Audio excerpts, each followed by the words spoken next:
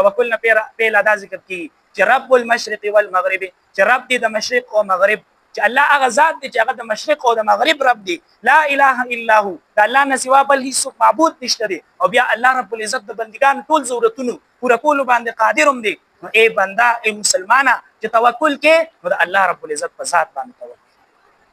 او دا بعض خلک د توکل غلطه معنی اخلي غلط مطلب یې اخلي هغه وایي چې توکل دی ته وایي چې انسان د دنیا اسباب پرېږدي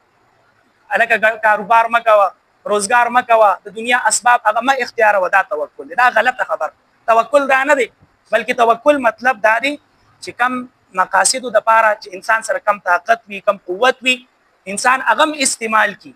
کم اسباب ور سره میسر وي هغه اسباب هم استعمال کی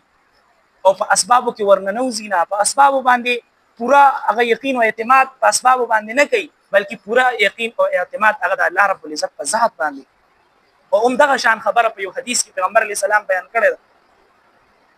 چې الا ان نفس لن تموت حتى تستكمل رزقها چې یو انسان تر هغه وخت پورې نمري چې تر څو پورې د خپل رزق هغه نه پوره کړ الا فتقوا الله د الله نه او یریږي واجملوا في الطلب او په طلب کې اختصار وکړي چې تاسو انهماک مکوي د یو شیز په حاصلولو کې چې تاسو یو کار کوي نو په اسباب باندې انهماک مکوي په غي باندې یقین او باور مکوي یقین او باور چې دغه د الله تعالی په ذات باندې او په یو حدیث پاک کې دی چې ترک دنیا دی ته نه وي چې انسان حلال چیز نه غفري بلکې ترک دنیا هغه دی ته ویل کیږي توکل هغه دی ته ویل کیږي چې انسان سره سدي صد انسان په لاس کې دی په دې باندې دومره اعتماد او باور نه وي بلکې د دین زیات اعتماد او باور په هغه څه باندې وي چې صد الله په لاس